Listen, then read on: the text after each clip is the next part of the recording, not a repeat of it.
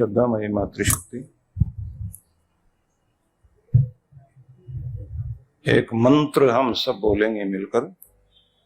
वैदिक मंत्र है, जहां भगवान का उपदेश हम सब उसके बच्चों के लिए है। भगवान जो कह रहे हैं उसका उच्चारण आप सब मिलकर करेंगे। बोलिए ओम दिवम च रोह पृथ्वीम च रोह राष्ट्रम च रोह द्रविणम च रोह प्रजाम च रोह अमृतम च रोह रोहितेन तन्वम सम स्पृशस्व।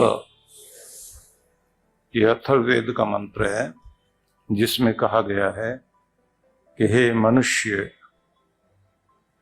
तुम कर्म करते हुए दिवम चरोहो, आसमान की बुलंदियों तक पहुंचो, आसमानों को छू लो अपने कर्म से। पृथ्वीम चरोहो, और पृथ्वी पर सबसे ऊंचे उन्नत मनुष्य कहलाओ। ऐसे सपने देखो, ऐसा विचार रखो, ऐसे संकल्प करो, ऐसी भावनाएं बनाओ जिसके अंदर बेस्ट और श्रेष्ठ करने की इच्छा होती है। दूर तक जाना है, महत्वपूर्ण करना है, तो उसका संकल्प भी बड़ा होता है। कहा गया देवम चरोह पृथ्वीम चरोह राष्ट्रम चरोह, राष्ट्र में तुम्हारा नाम सबसे आगे हो। द्रविणम चरोह, धन दौलत में भी सबसे आगे बढ़कर जियो, क्योंकि तुम इस दुनिया में रोने धोने के लिए, गिड़गिड़ाने के लिए, जैसे तैसे करके जिंदगी बिताने के लिए नहीं आए हो, बेहतरीन जिंदगी जीने के लिए आए हो। तो बेहतरीन जिंदगी होनी चाहिए, लेकिन इसका मतलब ये नहीं है कि आप किसी की भी नकल करने लग जाएं। नकल करने वाला आदमी हमेशा नंबर 2 पर तो मुश्किल से ही आता है, 5, 6, 7, 9, 10वें नंबर पर ही आएगा। तो आप अपने आप में खास बनेंगे तो आपकी नकल दुनिया करे। आपको प्रेरणा तो लेनी है दूसरों से, लेकिन नकलची बंदर नहीं बनना। प्रेरणा लीजिए, दूसरों की नकल करने का मतलब कि उसको देखते हुए इंस्पायर होना और खुद को प्रेरणा देकर ऊपर उठाना। प्रजाम चरोह अमृतम चरोह, प्रजाओं में मतलब जिसके तुम बच्चे हो, अपने भाइयों में भी पीछे मत रहना। अच्छाई में, सच्चाई में, विनम्रता में, भलाई में भी, प्रेम में भी, उन्नति में भी, सब में आगे बढ़ो। उसका मतलब ये नहीं है कि आप दूसरे को गिराने की कोशिश करोगे। और राम जी अपने भाई भरत के साथ खेलते खेलते जानबूझ के हारते थे, और हारने के बाद फिर उसकी तरफ देखकर हंसते थे। तो भरत आकर बोलता था, भाई तुमने जानबूझ के मुझे जिताया है, मुझे पक्का पता है कि मैं नहीं जीत रहा था, जीत तो आप रहे थे। तो राम जी फिर भी मुस्कुराते रहे। बोले ऐसा क्यों करते हो? बोले जो तुम्हें जिताने में आनंद आता है ना, खुद जीतने में आनंद नहीं आता। क्योंकि भरत, बाहर से तुम जीतो ना जीतो, लेकिन प्रेम में जरूर जीत जाओ। मैं प्रेम में जीत कर खुश होता हूं, मेरा प्रेम जीत जाए। तो जब आप अपने प्रेम को जिताते हैं ना, तब आप जीतते हैं। और प्रेम में जीतने के लिए आपको हारना पड़ता है, कई बार झुकना पड़ता है, दूसरे की बात माननी पड़ती है। तो कहा प्रजाम च रोहो, और अगली बात तो कहा है अमृतम च रोहो। अमृत मतलब आनंद में, आनंद मनाने में भी सबसे आगे रहो, खुशी मनाने में पीछे मत रहिए। आनंदित रहना, आनंदित करना और आनंद के मसीहा बनकर जीना। आनंद का मसीहा वो है जो जहां बैठे उसके साथ लोग कहें इसके साथ बैठने से आनंद आ गया, इससे मिलकर खुशी होती है। कुछ लोगों के मिलने से लोगों की आंख में आंसू आते हैं और कुछ के बिछड़ने पर आंसू आते हैं। जिससे मिलके आपको दर्द हो तो ऐसे से तो दूर भागोगे ना, और जिसके जाने के बाद लोगों के चेहरे पर दुख आ जाए, आंसू आ जाए कि उसकी जरूरत थी। हाँ, कुछ वे भी हैं जिनके मिलने से तो जरूर दुख मिलता है, लेकिन बिछड़ने से बड़ी शांति मिलती है, बड़ी चैन मिलती है कि गया था तो सबको दुखी करके रखा हुआ था। और आगे जो कहा है रोहितेन तन्वम सम स्पृशस्व, जो आगे बढ़ते हुए हैं उन सब को तो छू लो, उनको स्पर्श कर जाओ। आगे बढ़ते हुए, तरक्की करते हुए लोगों को देखना और उनको छू लेना। छू लेना मतलब उनके सीमा रेखा को पार कर जाना, क्योंकि ये ऐसा खेल है जिंदगी का कि इसमें आप जब एक अच्छी सच्ची प्रतिस्पर्धा करते हैं और उसमें आगे बढ़ते जाते हैं तो दूसरों के लिए, जो सबके लिए प्रेरणाप्रद बने हुए थे, उनसे भी आगे आप लोग चले जाते हैं। तो वो लोग भी कहते हैं कि तुम्हें देखकर ये समझ आता है कि पीछे से चले सबसे आगे आगे, लेकिन उसके बाद भी तुम्हारी विनम्रता ये दर्शाती है कि बाहर से भी तुम ऊंचे हो और अंदर से भी तुम ऊंचे हो, दोनों रूप में तुम ऊंचे हो।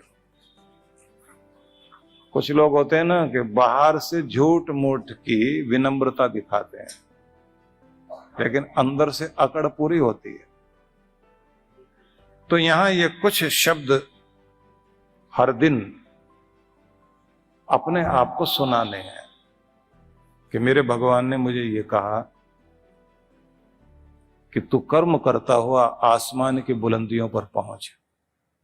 तो इसका मतलब ये हुआ, इस ऊंचाई तक पहुंचने वाले आदमी की एक कोशिश होती है, मैं कोई भी काम को जैसे तैसे करके नहीं करूंगा, बेहतरीन करूंगा,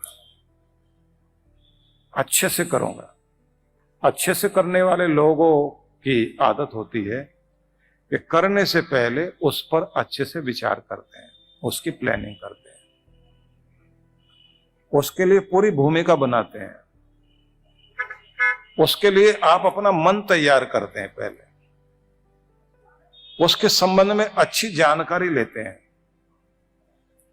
दूसरे लोगों ने जो किया उससे और बेहतर कैसे हो सकता है।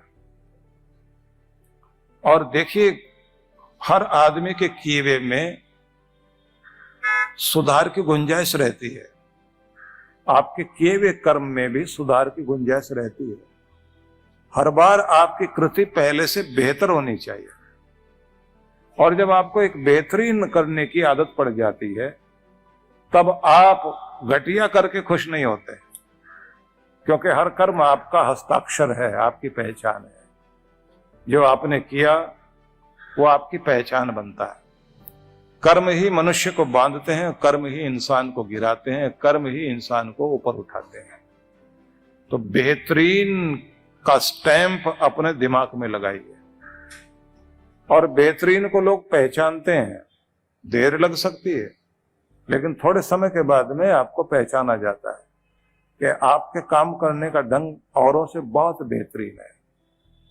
तो फिर आप अपने आप में एक ब्रांड बन जाते हैं। ब्रांड बनने में आप समझिए, भारत में बहुत तरह की कंपनियां, लेकिन ब्रांड बहुत कम है जिनकी चीजों को आंख बंद करके खरीदा जा सके और बताया जा सके मैं ये ब्रांड मेरे पास है, क्योंकि वो मूल्यवान चीज है, तो उससे आप भी मूल्यवान दिखाई देते हैं। तो किसी बेहतरीन आदमी से जब आप काम कराते हैं, और देखिए एक बात आपको मैं बताऊं, लोगों को ये चिंता होती है कि भारत में रिजर्वेशन वाली प्रॉब्लम है, पर बेहतरीन के लिए कोई प्रॉब्लम कहीं भी नहीं। लोग ढूंढ कर आते हैं उसके पास। किसी भी फील्ड में कोई आदमी अपना कार्य बेहतरीन ढंग से करता है तो लोग ढूंढ के उसके पास पहुंचेंगे और उसकी मुंह मांगी कीमत उसको देते हैं। और कभी कभी देखने में आता है कि एक ही जैसी डिग्री लेने वाले लोग भी अलग अलग तरह की तनख्वाह पा रहे होते हैं। एक जैसी डिग्री डॉक्टरों के पास है, लेकिन एक डॉक्टर की दुकान, उसकी डिस्पेंसरी खूब चलती है, उसका ट्रीटमेंट बढ़िया है।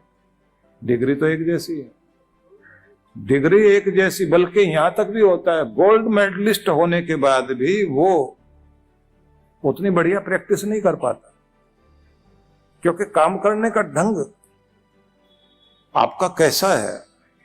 क्योंकि आईक्यू लेवल से ही काम नहीं चलेगा, आपका ईक्यू लेवल भी होना चाहिए, आपका एसक्यू लेवल भी होना चाहिए, आपका एक्यू लेवल भी होना चाहिए।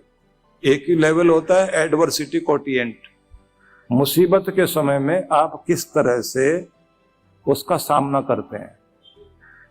सामाजिक प्रतिभा आपकी कैसी है, व्यवहार आपका कैसा है। मजे की बात तो यह है कि लोग टैलेंट को देख करके, सर्टिफिकेट को देख करके, आईक्यू लेवल को देख करके आदमी को नौकरी मिलती है, सर्टिफिकेट देखकर, इंटरव्यू करके, और निकाले जाते हैं ईक्यू लेवल के कारण, मतलब उसके व्यवहार के कारण। व्यवहार नहीं आता आदमी को, निभाना नहीं आता। काम को जानने के बाद भी तनाव जब आएगा तो तनाव का सामना नहीं कर पाता आदमी, क्योंकि हर ऑफिस में पॉलिटिक्स है और आप पॉलिटिक्स के शिकार बन गए और तनाव आप भोग नहीं पाए। या तो नौकरी छोड़कर भागोगे, या आपके काम का ढंग खराब हो जाएगा। बेहतरीन करने वाला जो आदमी है, उस आदमी की कीमत अपने आप बनती है। और हर किसी कंपनी में, हर जगह, हर संस्थान में सबको पता होता है बेहतरीन आदमी कौन है, काम करने वाला कौन है। जो काम करने वाला आदमी है उसको बाहर वाले भी पहचानते हैं कि इनकी कंपनी को ये आदमी चला रहा है। एक तो वो होते हैं ना जो जैसे कैसे करके अपना उतना ही काम करते हैं जितने से उनकी खाल बची रहे और उनकी नौकरी चलती रहे। एक वे होते हैं जो चमचागिरी करके अपना काम चलाते हैं। एक वे होते हैं जिनके ऊपर पूरी कंपनी टिकी होती है। जिनके ऊपर कंपनी टिकी हुई है उनके पीछे मालिक घूमते हैं कि यह आदमी नहीं जाना चाहिए यहां से। और जिनके अपना टैलेंट कुछ भी नहीं, वो मालिक के पीछे पीछे घूमते रहते हैं। मालिक अगर किसी चीज को देखकर मुस्कुराता है तो ये उससे भी ज्यादा मुस्कुराते हैं, कहीं तो हे करने लग जाते हैं। मालिक के चेहरे पर थोड़ी उदासी आ गई तो इनके तो आंसू ही निकलने लग जाते हैं। वो चमचागिरी करके अपनी नौकरी बचाने की कोशिश करते हैं। लेकिन ध्यान रख लीजिए, जो कीमती आदमी है उसकी वैल्यू कभी कम नहीं होती। उस कंपनी में भी वैल्यू है, दूसरे लोग भी नजर गड़ाए रखते हैं कि यह आदमी अगर हमारे पास आ जाए तो, हमारे पास अगर आ गया तो हम इसको डबल पैसे भी देकर रखना चाहते हैं। तो जब आप योग्य बनते हैं और अपने काम को बेहतरीन ढंग से करते हैं और नया सीखते जाते हैं, हर रोज बेहतर करते जाते हैं, आपके लिए कोई रिजर्वेशन की प्रॉब्लम नहीं है। आपके ग्राहक दुनिया भर में बैठे हुए हैं, हर कोई मान देने को तैयार है।